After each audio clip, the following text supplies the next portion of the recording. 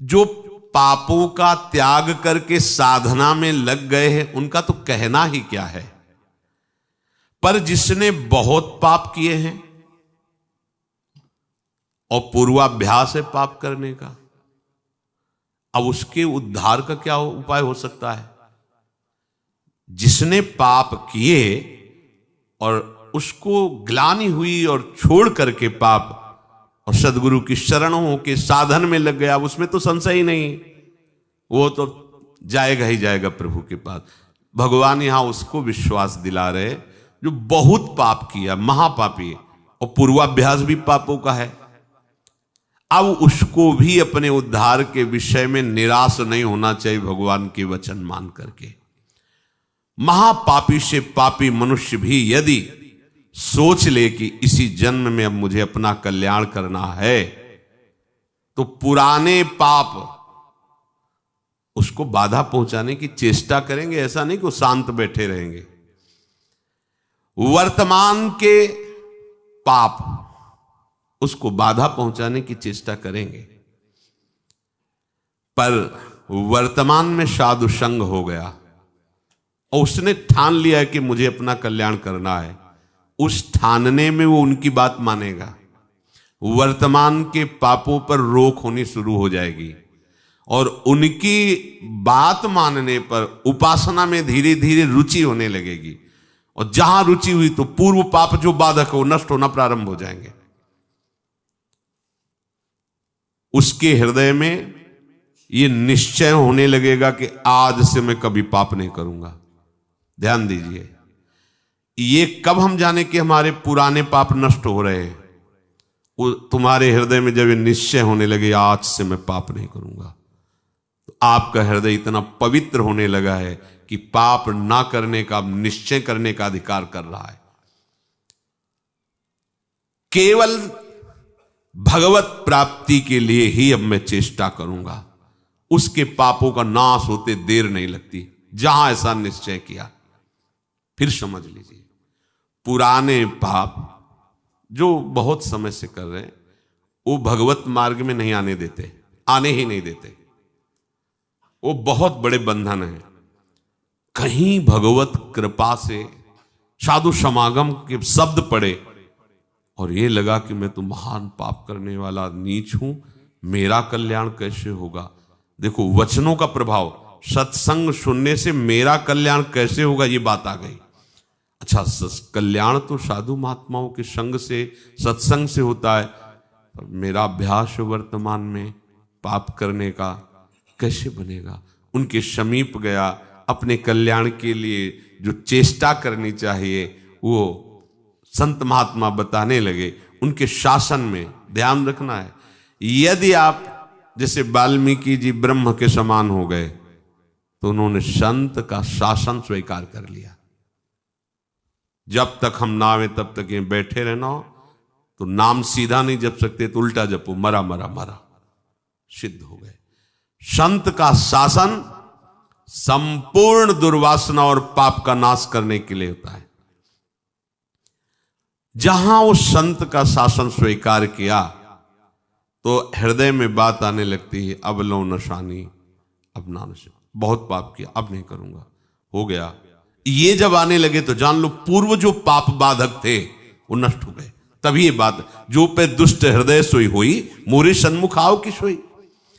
अब जे ही उसने ये जीवन में निश्चय किया आप केवल भगवत प्राप्ति, तो उसके सारे पाप नष्ट होने में देर नहीं लगती।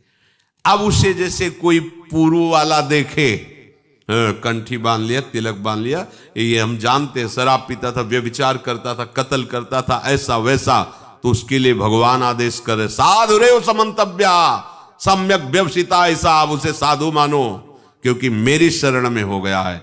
मैं कहता हूं अपिचेत सुदुराचारो भजते मां मनन्य भाग, साधु रे समंतव्या सम्यक, कल था आज मेरा हो गया है। अब इसे आदेश करते भगवान, साधु सम्मंतव्या, तुम इसे साधु ही मानो क्योंकि मैं करूंगा इसे साधु, करो सद्यते ही। उसी के आगे श्लोक, क्षिप्रम भवति धर्मात्मा, बहुत जल्दी मैं उसे धर्मात्मा महात्मा बनाऊंगा। जब बनाने वाले कह रहे मैं बनाऊंगा तो आप फिर अपने को मानने में क्या है। ऐसे उसके पाप नष्ट हो जाते हैं जैसे 100 वर्ष से घना अंधेरा छाया हो और आप प्रकाश प्रकट करें तो 100 वर्ष में ही क्या हो, अंधेरा नष्ट होगा क्या ना, 1 मिनट में खत्म हो जाए। वो प्रकाश जो ही जला अंधेरा खत्म। ऐसे ही पाप नष्ट होता है। बोले बहुत पुराना पापी है और ऐसे ही खत्म हो गए। ऐसे खत्म होता है शरणागत का पाप जैसे 100 वर्ष से साल में अंधेरा है, एक बल्ब जला 1 सेकंड में प्रकाश हो, खत्म। अंधेरा 100 वर्ष का। अब उसके लिए यह सिद्धांत नहीं कि 100 वर्ष आप प्रकाश करो तब अंधेरा खत्म, नहीं, ऐसे एक क्षण में पाप सारे के सारे भस्म शरण ने स्वीकार कर लिया। शरण ने, हम त्वाम सर्व पापेभ्यो मोक्षयिष्यामि मा शुचा, मैं पवित्र करूंगा। कितने घंटे में? 1 सेकंड में, जा खत्म। जैसे प्रकाश हुआ 100 वर्ष का अंधकार नष्ट, ऐसे अनंत जन्मों के पाप सन्मुख होए जीव मोय जमहि, जन्म कोट यघ नासों। विश्वास करो इस बात पर। चेत, प्रभु कह रहे प्रायः ऐसे पापरत मनुष्यों को ये चेतना नहीं होती कि मैं भगवत प्राप्ति करूं, संत समागम या नाम जप नाम कीर्तन, चेतना नहीं होती इनकी। ये चेतना लुप्त रहती है। ऐसा नहीं कि उनमें सामर्थ्य नहीं, पर वो लुप्त। पापवंत कर सहज स्वभाव भजन मूर्ति भावन का, उसके अंदर भाव ही नहीं आएगा भजन आदि का। तो चेत, ऐसे जो पापात्मा जन होते हैं, पहली बात उनके अंदर सत्संग में जाना या भजन आदि इसकी रुचि ही नहीं हो। अगर कहीं भगवत कृपा से या किसी, अब जैसे उनके अंदर ये रत्या है, उनकी पत्नी भगवत चरणारविंद की महाप्रभु की शरणागत है, आश्रित है, तो कैसा कृपा बन रहा है। वो जरूर बोलती उस समय, फिर मंजीरा लेकर राधा नाम का, ये तो बढ़िया है, राधा नाम कीर्तन कर। यद्यपि ऐसा नहीं करना चाहिए, ऐसे दुर्व्यसन नहीं कर, पर दुर्व्यसन नहीं छोड़ सकते और राधा नाम स्वीकार कर लिया तो इस बात हमें विश्वास है, राधा नाम की महिमा पर निश्चित आपका मंगल होगा। निश्चित आप इसी जन्म में ऐसी घृणा करेंगे कि देख लेना, निश्चित ये नाम और ये भगवत प्रीति, ये भगवत प्रीति है। मैं नीच हूं, मैं पामर हूं, अधम हूं, पर प्रभु आपका नाम, आपका गुण कीर्तन, आपकी महिमा, छुट्टी 84 भ्रमंते निर्खय जुगल किशोरी, ये हम सत्य मानेंगे। इस असत वृत्ति की सत्ता नहीं है और इसकी राधा नाम की चतुरासी जी की इसकी सत्ता है। इस असत वृत्ति की सत्ता नहीं है। ना सतो विद्यते भाव, ना भाव विद्यते सता। ये सत वृत्ति तुम्हारा परम मंगल कर देगी। अब जो दिखाओगे वही देखेंगे, जो सुनाओगे वही सुनेंगे, जैसे रखोगे वैसे। अभी मुक्त, अभी इसी क्षण मुक्त। बिगड़ी जन्म अनेक की, अब ही सुधरे। आज समझ में आती है बात, अब ही सुधरे। हम कर्म करके चाहते हैं मोक्ष पद, कर्म से मोक्ष पद नहीं होता, कर्म त्याग से मोक्ष पद होता है। कर्म का कर्ता भाव त्याग, कर्म का फल त्याग, जो बचा वो आपका स्वरूप होगा। शरीर संबंध, शरीर की क्रियाओं से संबंध, शरीर के भोगों से संबंध, शरीर संबंधियों से संबंध का त्याग तो बचा वो परमात्मा स्वरूप। अभी मुक्त हो गए। अभी सारी साधना इसी बात की है। जब कोई भगवत आश्रित होता है और भगवत बोध होता है तो जन्म जन्म के संचित कर्म स्वतः नष्ट हो जाते हैं भगवत कृपा से। संचित कर्म मानो एक कमरे में बहुत वर्षों से अंधकार जमा है, एक टिमटिमाता हुआ भी दीपक लेके जाओ तो अंधकार खत्म, उतना प्रकाश हो जाएगा। समझो, देखो तो बहुत जन्मों के पापी कैसे पवित्र होंगे, बहुत समय लगेगा। अब बिगड़ी जन्म अनेक किया बही, ये खत्म अंधकार। मन वचन कर्म से अधीनता प्रभु की, सदगुरुदेव की बात बन गई। लेकिन ये अहंकार देवता ऐसे थोड़ी अधीन होते हैं। जब तक ठोकर पर ठोकर नहीं खाते, या तो स्वयं प्रभु पधारे और मर्दन करें इस अहंकार का। जैसे कालिया नाग था ना, जो फण उठाता अपने श्री चरणों की, ऐसे प्रहार करते श्री चरणों की, चोट पहुंचाते, खून उगलता हुआ शरणागत हो गया। त्राहि माम रक्षा करो। हाँ ठीक है, ऐसे इस अहंकार रूपी जो सर्प के फण हैं, इनको हरि गुरु कुचल दें तो बात समझ। और कुचलना ऐसे, जहां प्रभु फुंकार मारता वो तो प्रभु ही कर सकते, नहीं उसके फुंकार में सब भस्म हो जाते। काली देह में जब प्रभु कूदे तो ऐसे थोड़ी हो कि त्राहिमाम शरणागत आओ श्री कृष्ण, ऐसे नहीं, लपेट करके पहले उसने अपना पूरा प्रयास किया। तो अहंकार लपेट करके पहले पूरा प्रयास करेगा किसका? जो अहंकार नष्ट करने के लिए सोचेगा, चाहे हरि हो चाहे गुरु हो, अहंकार पूरा विरोध करेगा पहले। यहां आए काहे के लिए? वृंदावन काहे के लिए आए हो? जीवन को आबाद करने के लिए। यही जीवन आबाद, हमारे माई श्यामाजू को राज। जीवन तो बर्बाद इधर होता है, एक एक श्वास विषयों में व्यर्थ जा रही, उसे बर्बाद कहते। ये तो सत्संग है, राधा नाम कीर्तन है, यश है प्रिया प्रीतम का, और कुछ नहीं है तो व्यास भरोसे कुंवर के सोवत पांव पसार। लाडली जी के भरोसे सो रहे हैं, उनका उच्छिष्ट पाके उनके लिए जीवन व्यतीत कर रहे हैं, हो गया। जो अनुकूलता प्रतिकूलता परिस्थिति, शरीर के सुख दुख, शरीर के संबंधियों का व्यवहार अपने चित्त पर रखता, वो कैसे परमार्थ का पथिक बनेगा? ध्यान दीजिए, अनुकूलता प्रतिकूलता का प्रभाव, शरीर के संबंधियों का प्रभाव, वो असंतुष्ट हैं थोड़ा, इसलिए किस किस को हम संतुष्ट करेंगे? भगवत मार्ग में चले हैं, आप अगर सपोर्ट कर सकते तो हमारे हो, नहीं हम जानते भी नहीं कि तुम हमारे कौन हो। जाके प्रिय राम वैदे ही तजिए ताहि कोटि बैरी सम जद्य परम सने ही, परम सने ही। सबका मंगल हुआ। तजो पिता प्रहलाद विभीषण बंधु भरत महतारी, गुरुबल तजो कंत ब्रज बनितन भे मुद मंगलकारी। ऐसा नहीं कि आप परमार्थ के पथिक होकर किसी की प्रसन्नता के लिए आप परमार्थ को छोड़े, प्रियालाल की आसक्ति को जो आप स्वीकार करने के लिए बढ़े, उनके नहीं, आप किसी का नहीं। अगर आप हमारे स्नेह संबंधी हो तो मेरे प्राण प्रीतम से मिलने का सहयोग कीजिए, अगर नहीं तो तजिए ताहि कोटि बैरिशम जद्य परम सने। इस मार्ग के पथिक में गुंजाइश नहीं होती, किसी के आंसुओं पर किसी की धमकी पर ये मार्ग नहीं रुकता। ये मार्ग केवल हृदय की उत्साह संपन्न वृत्ति से भगवत मार्ग को स्वीकार किया जाता है। अब जो होगा देखा जाएगा। तो ये मार्ग अपने जो आराध्य देव का बल प्राप्त हुआ उसके बल से चला जाए। आप लोगों को तो उपदेश मिल रहा है, सुविधा मिल रही, सपोर्ट मिल रहा है, कोई सपोर्ट नहीं।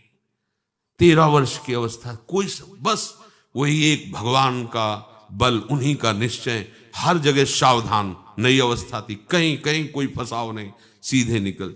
गंगा की धारा जैसे प्रवाहित होती है, ऐसे जीवन की धारा उन्हीं के चरणों में। अब वृंदावन आ गए। प्रतिकूलता, तिरस्कार, अपमान, क्लेश, ये जीवन का हमारा लक्ष्य है। यही हमारे लक्ष्य की पूर्ति कराएगा। कल इन लोगों से बता रहे थे, देखो अभी सर्दी नहीं आई, श्री जी ने आप सबकी व्यवस्थाएं कर दी। हम अपनी आपको बताते हैं, कभी कभी जब ज्यादा सर्दी होती तो पास के आश्रमों में जाते तो देखते थे सब अपने अपने कंबल लिए ओढ़े, कोई पूछता भी नहीं था कि पता नहीं कंबल उड़ा दे रात में लेके भाग जाए तो। ऐसी कांपते हुए शरीर ठंडी करती। फिर निश्चय किया ओढ़ना ही नहीं, हमें आश्रय ही नहीं लेना इसका। और भगवत कृपा से कभी जुखाम या बुखार भी नहीं आया। भीषण सर्दी ऐसे सहते हुए आपके अंदर सब सामर्थ है। रहीमन बहु भेषज करत ब्याध न छाणत साथ, खग मृग बसत अरोग बन हरि अनाथ के। दवाइयां खा के व्यवस्था करके भी कभी जुखाम नहीं, 10वें वर्ष कभी जुखाम नहीं हुआ।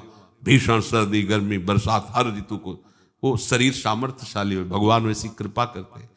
ये परमार्थ के पथिक की ये बातें हमारी समझ में नहीं आती। अन्य आश्रय व्यवस्था का गुलाम, ये समझ में नहीं आता। तुम भगवत प्राप्ति के लिए निकले हो, संबंध जीव के ते बनाए हुए हो। न शरीर से संबंध विच्छेद, न भोगों से संबंध विच्छेद, न परिवार से संबंध विच्छेद। चना एक बार भुन जाए फिर निश्चिंत हो गए। उसे खेत में बो दो, खूब खाद लगाओ, अंकुरण नहीं होगा। एक बार तो भुनने दो इसे, एक बार तो आग में जलने दो इसे, एक बार तो वासनाएं भस्म होने दो। शुरुआत में ही तुम वही सिद्धावस्था धारण कर लोगे तो कैसे बात बनेगी। अनुकूल प्रतिकूल परिस्थिति साधक को सुखी दुखी नहीं करती। जो भगवत मार्ग का पथिक होता है, एकमात्र उसका लक्ष्य होता है भगवत प्राप्ति। तो ऐसे उपासक के संचित प्रारब्ध क्रिमाण ये सब भस्म हो जाते हैं, कर्मों से उसका कोई संबंध नहीं रह जाता, वो जीते जी जीवन मुक्त हो जाता है। यदि किसी महापुरुष का संग हो जाए, ऐसी कोई घटना घट जाए, ऐसी परिस्थिति बिगड़ जाए, ऐसा वातावरण हो जाए कि उसे उससे ऊब करके किसी संत का आश्रय ले ले, महापुरुष का, तो कोई कितना भी बड़ा पापी हो उनके प्रभाव से ऐसा दृढ़ निश्चय कर ही लेगा कि अब मुझे इस जन्म में भगवत प्राप्ति करनी है। वो संपूर्ण पापों से भली भांति तर जाएगा। सर्वम ज्ञान प्लवेनैव व्रजिनम संतरिष्यति। प्रकृति के कार्य, शरीर और संसार के संबंध से ही पाप होते हैं। जितने पाप होते हैं वो देहाभिमान जब होता है, और देहाभिमान में इंद्रियजन्य सुखों की भोग लालसा ही पाप कराती है। और जब संत संग होता है तो संत संग का प्रभाव होता है सर्व संबंध विच्छेद। ध्यान दीजिए, आप सरिस चाहे सबकी ना, संतों का स्वभाव और प्रभाव आप सरिस जैसे वो हैं वैसे बनाना चाहते हैं, या आप सरिस चाहे आपको भगवत स्वरूप बनाना चाहते हैं। संतों के संग का प्रभाव सर्व संग पहो हिमाम, सर्व संबंध विच्छेद, शरीर से, अंतःकरण से, इंद्रियों से, शरीर संबंधियों से, भोगों से। अगर ये नहीं तो संत संग नहीं हो रहा है। संबंध विच्छेद, संबंध पुष्टता ये अविद्या का संग है, संबंध विच्छेद यही ज्ञान है, यही अज्ञान के नाश का स्वरूप है। ये अहमता ममता एकमात्र प्रियालाल के चरणों में समर्पित, कोई संबंध नहीं। ध्यान देते हो इस बात पर? हो नहीं, ये वो प्रपंच लादे घूम रहे हो, जैसे धरिवंश प्रपंच बंच सब ये काल ब्याल को खायो, ये जिए जान श्याम श्यामापद कमल संग शिरनायो। सर्वम ज्ञान प्लवेनैव व्रजिनम संतरिष्यति। जहां वो संत महापुरुष के संग के प्रभाव से सर्व संबंध विच्छेद हुआ, तो अब उसको तरना बाकी नहीं रह गया, तर गया। मूला भावे कुतः शाखा, जब मूल ही कट गया तो अब शाखा कहां टिकेगी? तो बोले मूल था शरीर, अंतःकरण और भोगों का संबंध, संत प्रभाव से वो हट गया। अब जो बचा वो भगवद आश्रय, भगवत प्रीति या स्वरूप बोध। यथैधांसि समिद्धोऽग्निर् भस्मसात् कुरुते अर्जुन, ज्ञानाग्निः सर्वकर्माणि भस्मसात् कुरुते तथा। हे अर्जुन, जैसे प्रज्वलित अग्नि ईंधनों को सर्वथा भस्म कर देती है, ऐसे ही जब संत संग से ज्ञान प्रकट होता है तो संपूर्ण कर्मों को सर्वथा के लिए भस्म कर देती है। ये बात भगवान के वचन। यथैधांसि समिद्धोऽग्निर्भस्मसात् कुरुते अर्जुन। पीछे के श्लोक में भगवान ने बताया कि जब कोई संत महापुरुषों का आश्रय लेकर के उनके द्वारा बताए हुए मार्ग पर चलता है तो कितना भी बड़ा पापी हो, मार्ग में चलने का तात्पर्य नौका पे बैठना, वो ज्ञान रूपी नौका से पाप रूपी संसार रूपी समुद्र से तर जाता है। तो बोले समुद्र से पार हो गया पर समुद्र तो रह गया, समुद्र की सत्ता तो है। तो आगे के श्लोक में भगवान कहते हैं भस्मसात् कुरुते अर्जुन, कुछ नहीं बचता। उदाहरण में कह रहे कि जैसे प्रज्वलित अग्नि के साथ संयोग करा दीजिए, कुछ भी वो सबको अपना स्वरूप प्रदान कर देगी। लोहा डाल दीजिए, सोना डाल दीजिए, बिष्ठा डाल दीजिए, चंदन डाल दीजिए, जो भी डालोगे वो अग्नि अपने ताप से उसे अपना में स्वरूप दे देगी। लोहा भी अग्निमय हो जाएगा, सब कुछ वो भस्म कर देगी, कुछ शेष नहीं रहेगा, किंचन मात्र शेष नहीं रहेगा। ज्ञानाग्नि सर्व कर्माणि भस्मसात् कुरुते तथा। जैसे अग्नि सब कुछ भस्म कर देती है, ऐसे ही संत संग के प्रभाव से प्रकट हुए ज्ञान रूपी अग्नि से संचित प्रारब्ध क्रियमाण सब भस्म हो जाते हैं। संचित प्रारब्ध क्रियमाण तीनों कर्म भस्म हो जाते हैं।